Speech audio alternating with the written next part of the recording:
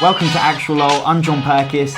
These are the board games I've been playing with. So difficult. You are going into this game knowing that that is definitely on the cards. They're trying to communicate to each other, but without communicating. There's absolutely a really challenging speed reaction game in there. This massive, epic multiplayer game. Definitely going to be fun with the right group, with some drinks. It does have a similar feel to Herbaceous. Fuji is a cooperative game about trying to escape from an erupting Mount Fuji. So the volcano is over here. You are trying to run away from it and get to the village to safety. And you're playing cooperatively, so all of the players are trying to get there, and that's how you win the game.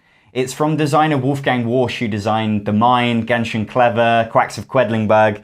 He's got an incredible reputation. This is another game released in the same year, and so I really wanted to check it out. And it definitely stands out. It has some really interesting differences to other cooperative games.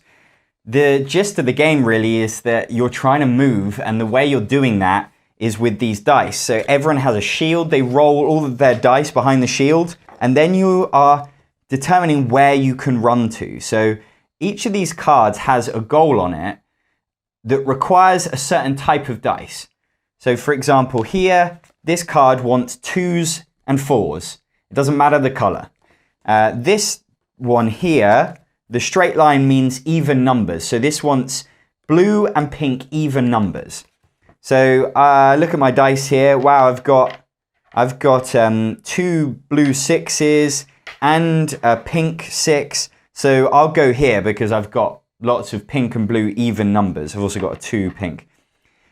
So I'm showing the rest of the players that's where I want to go. But we're all discussing. So the other players have placed down onto another card.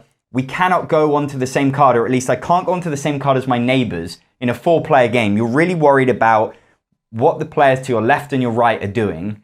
And the reason for that is that when you eventually reveal your shield and you show what dice you have, you need to have met your goal more than the players to your left and right, more than your neighbors. So I would add up the dice. Okay, I've got like 20 here, but if someone's got more than 20, I don't get to get there. And therefore I am not getting further away from the volcano. I'm not moving. And it's also exhausting me, and there's a health track in this game, and I'm just getting closer and closer to death. What that creates is so much discussion because you're trying to communicate with each other where you should all be going. You're really limited by what the dice have given you, and you're trying to work out, well, how can we all escape? How can I get to a card and you get to a card, but we're not going to get in each other's way? If I place myself onto this 2s and 4s one, and somebody else has nothing but 2s and 4s, they know that they're going to beat me, so they need to tell me not to go there. But what you can't do in this game is you can't communicate the numbers on your dice or how much dice you have of a certain color. But what you can do is just kind of warn people off of stuff. You can sort of say, are you going to be a threat to me if I went on this card? And they would say, yeah, probably. There are a few things you can do to mitigate. Depending on how far you move, you get a chance to do rerolls, but when you reroll, it has to be in silence. And of course, if you reroll, you can choose which dice you reroll. You might roll things that actually make it even worse for your neighbor and worse for yourself. There's also equipment cards that you can get, and each player has certain special abilities. So there's definitely things you can do, and there's a lot of clever play and coordination, and that really is the best thing about Fuji. Is it is a cooperative game that gets you cooperating, and that can't be said for all cooperative games. There's certainly no chance of alpha gaming because everyone is important. Nobody can see each other's dice. You can't communicate everything, so you have to discuss, and nobody can take over discussion. And you really have to make sure that the last person is brought along. If somebody doesn't move for a couple of rounds, well, you need to make sure that they're definitely going to move this next round. So don't just be worrying about whether your dice are the best. Make sure that their dice are the best this round. My only downside with it is that it goes on a bit long because of that need to communicate. It's kind of like a negotiation game. It's going to last as long as you want to talk about it, and you can really kind of go through it if you want to. And sometimes you will want to because you want to win. So that can definitely take it onto the longer side of things. And then I've also just found it to be a tiny bit repetitive because you are doing exactly the same thing every round. Of course, there are different goals. There's a different dynamic every time. But the feel of what you're doing is always that same discussion, that same reveal, trying to get the things you want on the rerolls. Whereas there are maybe sort of other cooperative games that have a bit more of a roller coaster of pace, or they have slightly different things that you can do or ways you can approach stuff. In this, it's always about those dice. If you like that mind-reading quality of the mind, then you might want to try Fuji, because it definitely shares some of that, trying to communicate to each other but without communicating. And when you do it, you feel like, yeah, you work together as a team. So it's a great team-building game in that respect. That is Fuji. Herbaceous Sprouts is the new dice game from the team that brought us Herbaceous. Herbaceous is a filler card game that I really enjoyed from a couple of years ago. Designed by Steve Finn, who designed Biblios and a whole bunch of other really popular sort of filler games. So every round there's going to be a bunch of these cards that come out that then have dice randomly placed on them. So the dice come out of a bag and they get rolled and they get placed onto these randomly.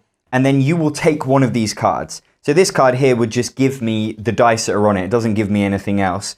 And it would go into my wheelbarrow here and I'd be collecting these dice. Then at some point, at the end of my turn, when I feel like I'm ready to spend them, I would spend dice that I have to try and meet one of the criteria here. So this one wants all of the same type of herb. So here I've got 4 lavender. I could trade it in now for 5 points, or I could try and wait to get 6 lavender, and that would be 12 points. So there's some push or luck in terms of how long do you wait for things, because you've only got a limited sort of hand size of dice, and how you'll be able to get stuff. There is some mitigation of the dice, getting to reroll things. Maybe you'll be able to get the thing you really need, or maybe it's good to just sell up now because you'll be getting more dice next turn, and then they might go to waste if you're still trying to hang on to this lavender. The other thing you can aim for is pairs. This one here is all completely different herbs. So you would want one of each. Tarragon, lavender, rosemary, saffron, bay would be the highest scoring. There's also secondary options here. So if you're the first person to have 5 different herbs, you would sell them and place your token here and get 8 points.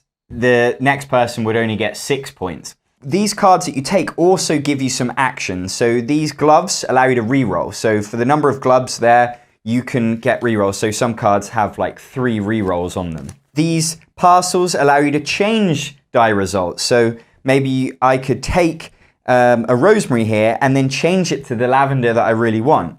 Then you've got these pots. These can stay by your side and you can plant them later, and they count as seeds, much like these dice represent seeds, but they don't take up your hand limit. So they're really useful because then you can just plant them when you're ready. So it's quite simple in terms of the rules. There's not much to get your head round, and there's definitely interesting decisions to make in terms of which card are you going to take, because maybe you really want the action on it, but you're not so keen on the dice, or maybe there's the dice that you really want. Obviously, turn order is important, so some turns you'll be first pick, whereas other times you'll get a bit of the dregs. If you play with a lower player count, it's got a very clever, simple mechanism where a rival herb will just sprout up in certain spots, and so the board will start to fill up even if you aren't filling it up as players. So that's a really good way to balance the 2 and 3 player games. And in a 4-player game, all of them really, it's fierce, it's hard to, you're really trying to get in on the things, you won't get everything that you want. And there's an interesting balance of having to play with what you're given in terms of the luck of the dice, but also being able to mitigate them and just knowing when the right time to spend things and sort of cut your losses. So it does have a similar feel to Herbaceous. There's a little bit more going on. It's certainly a bigger box, more components. I wouldn't say the rules are that much more complicated. I like the immediacy of the card game of Herbaceous, where it really just comes down to that push or luck. When is the right time to plant and when is the right time to keep waiting? And this one, there's a bit more of sort of dice mitigation, a bit more of deciding which actions to go for. It still has that same push your luck vibe, but it's got other things wrapped around it, none of which I have a problem with specifically. I just love the purity of Herbaceous the card game.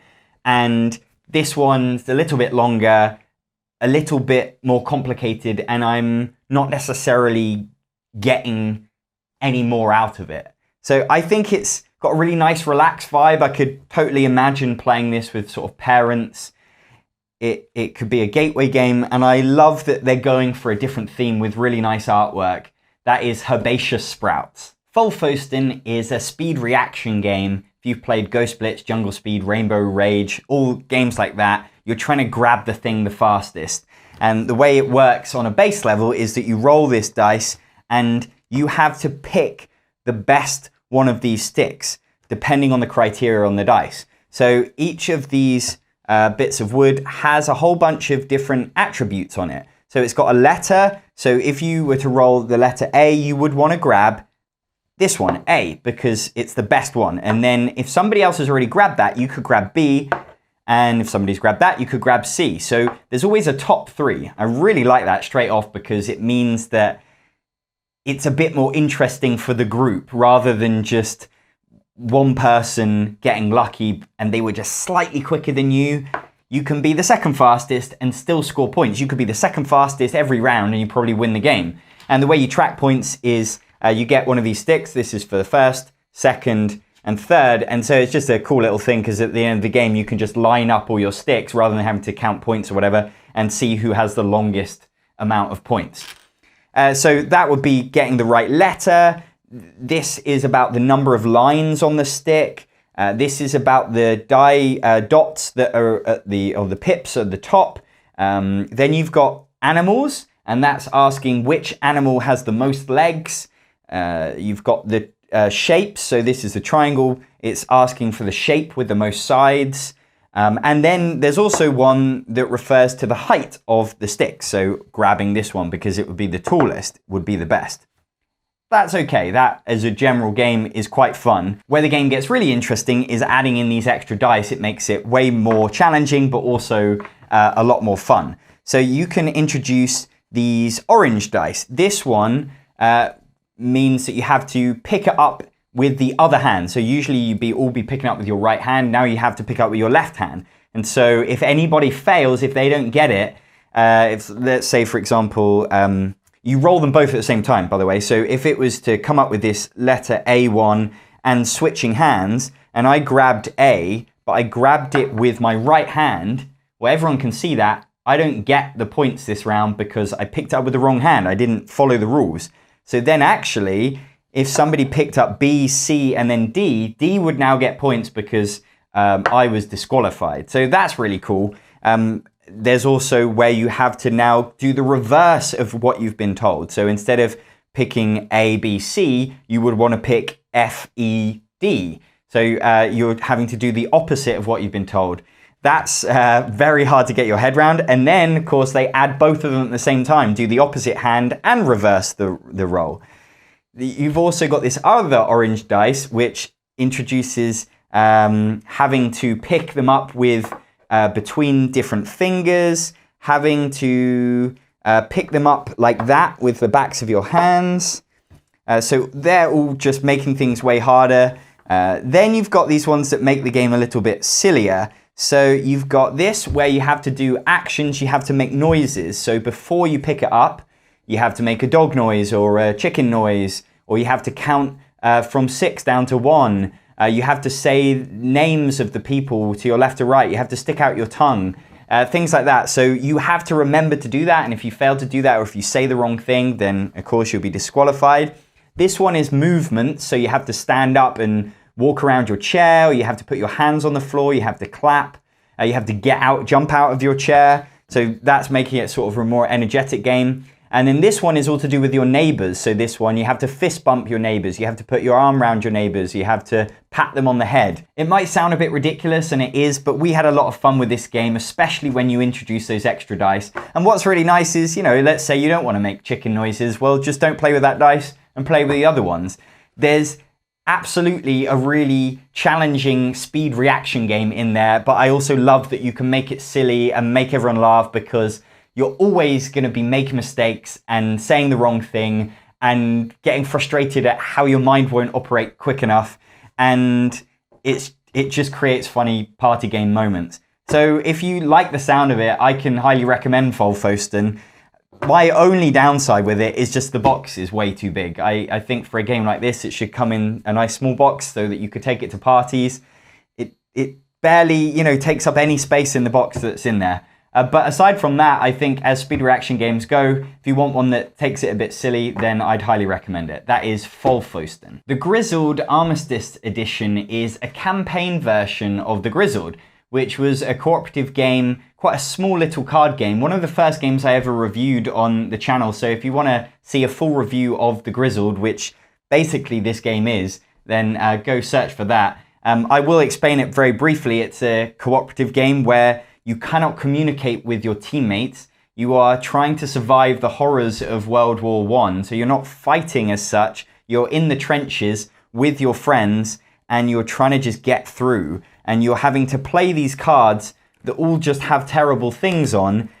And you're trying to play them at the right time in such a way that you don't push yourselves sort of over the edge and make things too much. What the Armistice Edition does is it brings a campaign to the Grizzled. So it introduces new elements throughout 10 missions and changes the way the game plays a little bit. It also brings in these incredible miniatures that are just, they're painted, they come painted, and they do such a wonderful job of like bringing across the artwork that was one of the best things about the original game. I also really love that the campaign tries to tell a bit more of a story of World War I. The game could be accused of being quite abstract. It definitely gives you a feeling of trying to survive. It's so difficult and trying to work together, but it never really told much of the story. Now, each chapter that you play, you'll read some cards that will tell you about the history of World War I, and I just thought that was a really nice touch. So, for example, it starts off June 28th, 1914, with the assassination of Archduke Franz Ferdinand, and there's little pictures of newspapers from the era and things like that. So I really appreciated that. It definitely made you feel like you're more part of it. And as the chapters go on, they introduce new rules. They start off with just the base game, and then it will introduce things that were actually in the expansion for the Grizzled that you can buy separately, and then introduce other things as well. And one of the things they've done, which you find in campaign and legacy games, is they try to balance it. So if you lost that one, then you're gonna you can get rid of one of the cards from the deck, one of the threat cards that you really hate, things like that. So hopefully you're not gonna just go through losing every single one because they try to sort of swing it back towards your favor. My take on this is you have to decide how big of a fan of the Grizzled are you. I really like the Grizzled, but it isn't a game that I play that often. It's quite brutal, and I don't have that much of an appetite to sort of play it. Maybe I get sort of killed by it, and then I'm not necessarily going to bring it out next week because I'm desperate to come back to it. It can be a bit punishing like that. And that's why it's interesting having a campaign version of it, because I think more than any other sort of campaign legacy game, you might not be as thrilled to keep coming back and keep getting beaten by the game. But if you absolutely love the Grizzled, I think there's no doubt that you would want these miniatures that represent your character and do a wonderful job of kind of deciding, showing whether you have withdrawn from the mission or not. And just the extra content that it provides and creating this story aspect. So if you really buy into the theme of the Grizzled and it's one of your favorite games that you do play all the time, then definitely get this game, because it just adds more cool stuff and really just rounds off that package of a game that you already love. But if you don't play the Grizzled that much like me, because there's just so many other wonderful games, then I'm not sure it necessarily has a place. But maybe play the campaign once, because it definitely has a cool story to it. That is the Grizzled Armistice Edition. Cerberus is a semi-cooperative game where the players are trying to run away from Cerberus, who is trying to hunt them and kill them. So you play as one of these meeples. You are trying to run away along this track and get onto one of these boats. And if you do that successfully and the boat is filled up, then you escape from Cerberus and the humans win the game.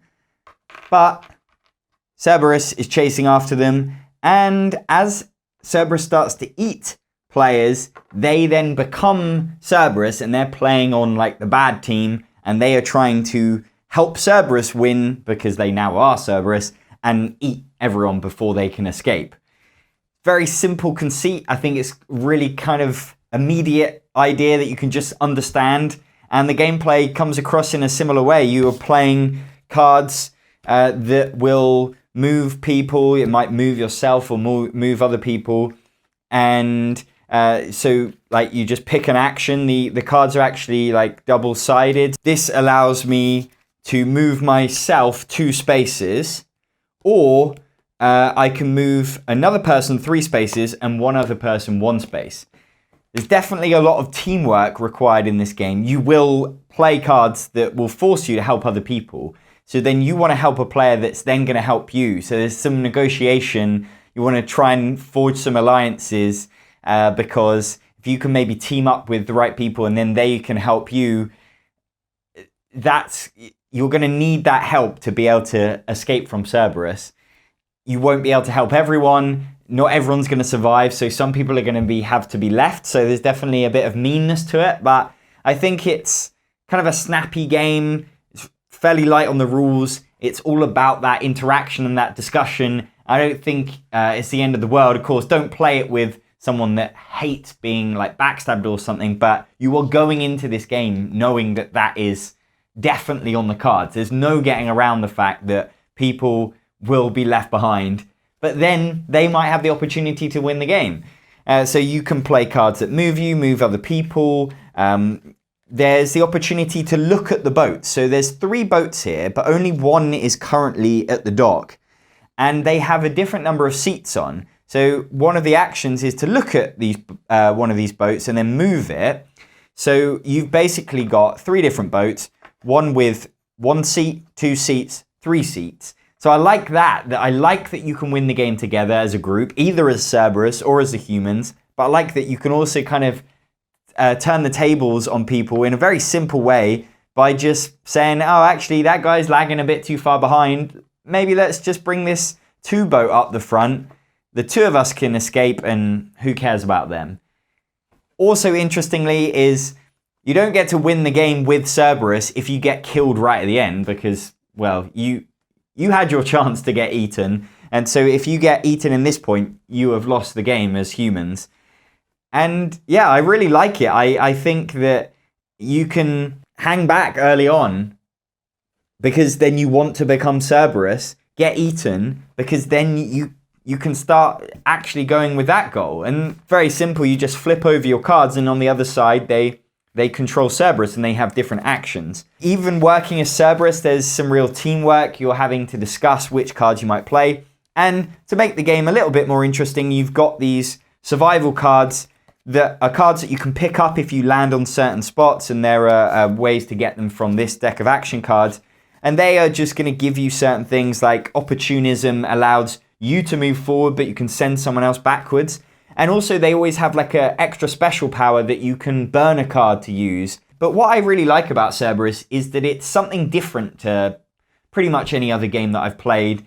It has classic negotiation. It has that semi-co-op thing of different teams. I've played much bigger games like this where it just didn't work, the becoming the bad team and then turning on the other players. This one, because it's lean and it just comes down to that interaction, I think it works really nicely.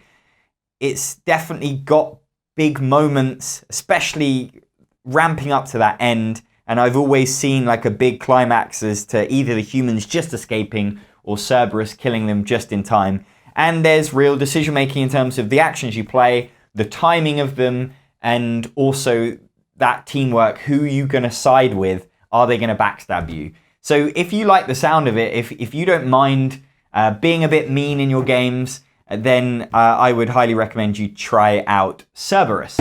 I just wanted to talk a bit about my experience playing Memoir 44 lately. This is a game that is over 10 years old.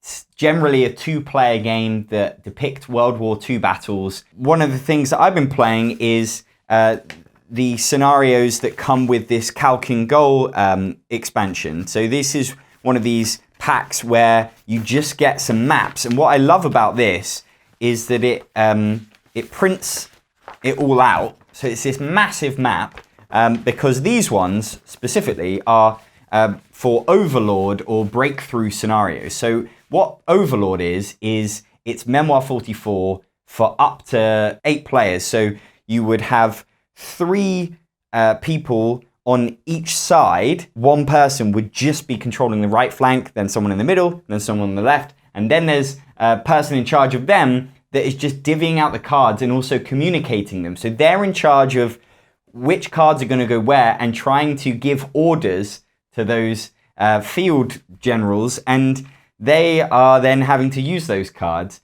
and then they're up against an exact same group on the other side. So it takes Memoir 44, which is a 2-player game, into this massive epic multiplayer game, and I really love that scale of it.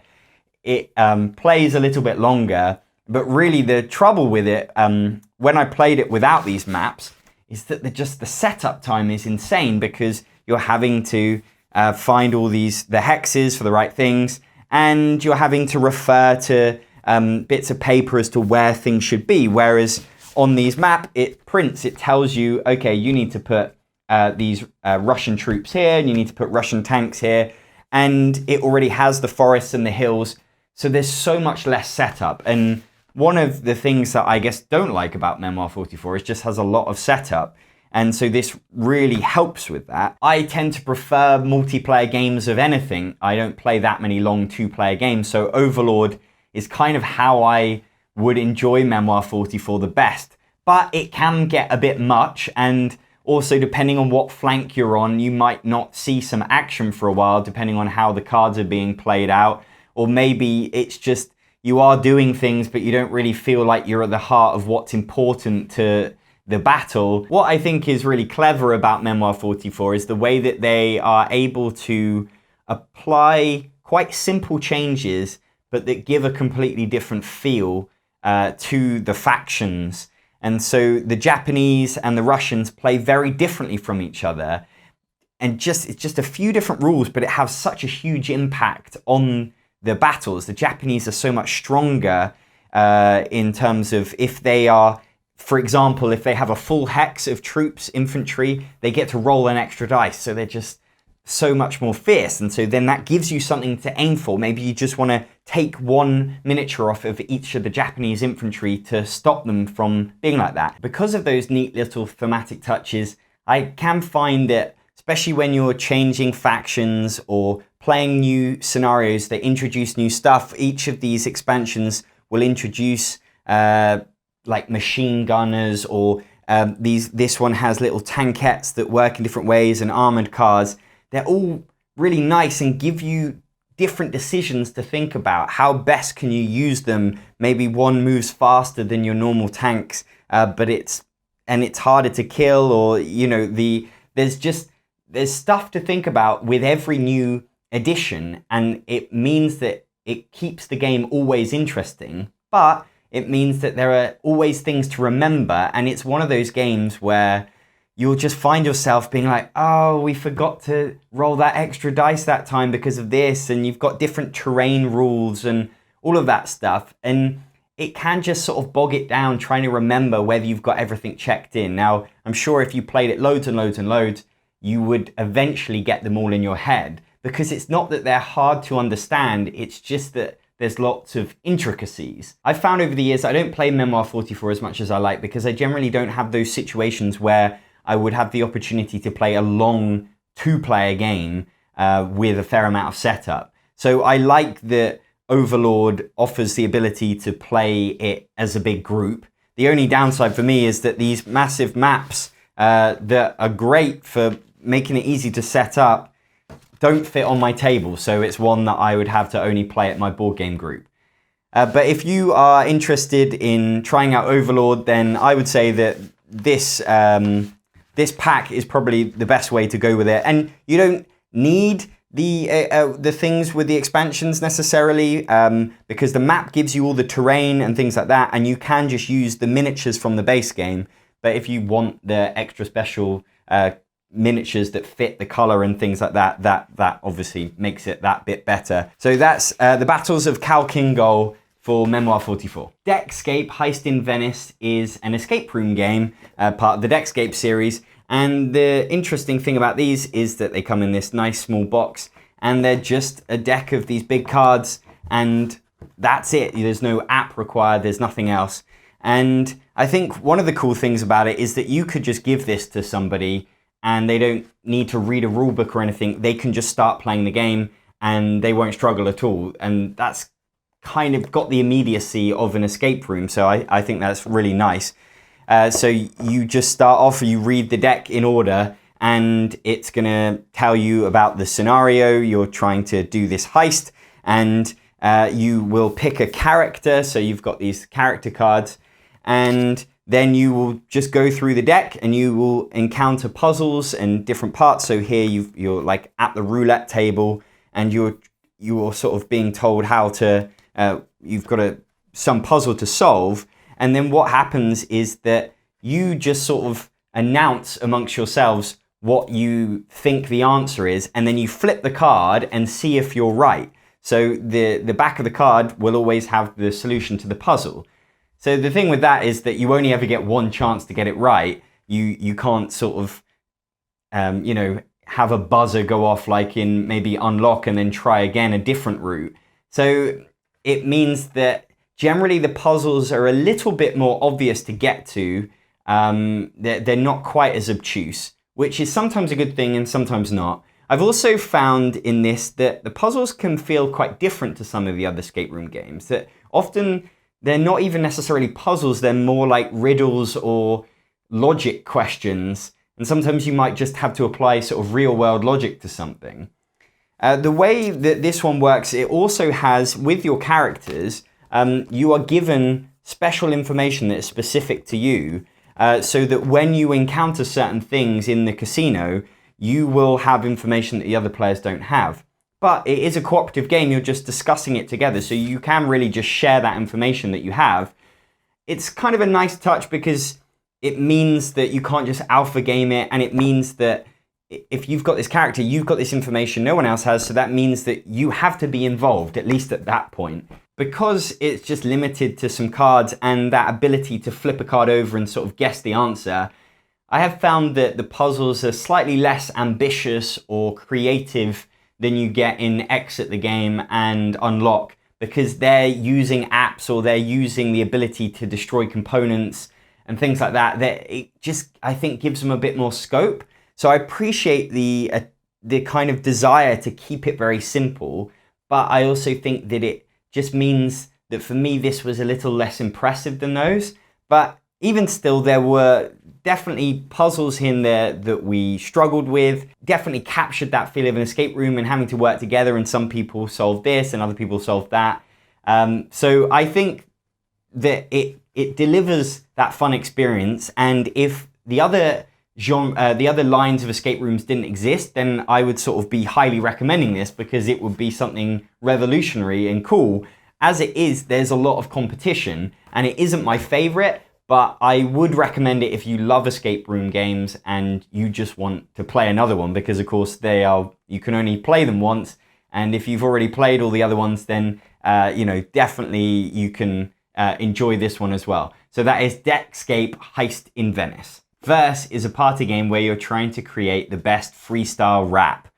And so the way it works is that you draw one of these cards that gives you 3 words that rhyme. Everyone's going to be using those 3 words, then creating a little freestyle rap verse, but picking a category for it first. So you'll be taking it in turns. So this one says, avoid, destroyed, overjoyed. And so I would look at my hand of category cards. I've just got words like snow, sun, forest, lips. And I'm going to pick mansion. My creepy mansion you need to avoid. If you step inside, you're going to be destroyed by the evil butler I have employed. And when you are dead, I will be overjoyed.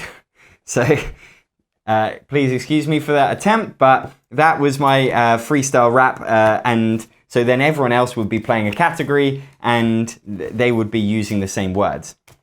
And I think you sort of immediately can tell whether this game is for you, because that is the whole game. There's loads of different categories that you can play with, and then loads of different words that you can rhyme with. I was excited to try this game, but as soon as I did, I realized that it requires a fair amount of bravery from the people that are playing, and ever since I've found it hard to find the right group to play it with, because you're sort of putting yourself out there. There's something a little bit embarrassing about trying to rap and not being very good at it, and having to kind of be creative on the spot rather than like writing something down. You're having to kind of just think of it and then say it.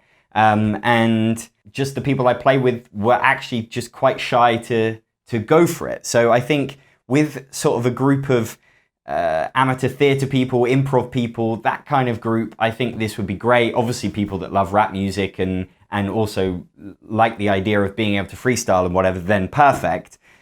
One little thing that I had with the game was just that it gives you only 3 words, whereas if you wanted to create like a bar with like, you know, like a really basic bar where you're rhyming and you're having 4 lines, it would just be so much nicer if it gave you 4. And obviously when I just did mine, I came up with another word that rhymed with it, and that's not that hard, but it just would be a little bit easier if the game just suggested you 4, because then it's going to make it that little bit less daunting. So not much more to say about it other than that. I think it's definitely going to be fun with the right group, with some drinks. If everyone's in that same zone and it's kind of that safe, creative space where you can just have a laugh with it, then great. But if there's one person that's hating it, then I think that's just going to make you feel kind of bad. So I don't think it's got huge mass appeal, maybe with kind of students and stuff like that. But it's not one that I can imagine playing lots. But it really is just down to that group. There's nothing especially about the game itself. That is Verse. Those are the board games I've been playing lately. I'll put links to where you can buy them in the description below. I'm Jon Purkis. Thanks for watching.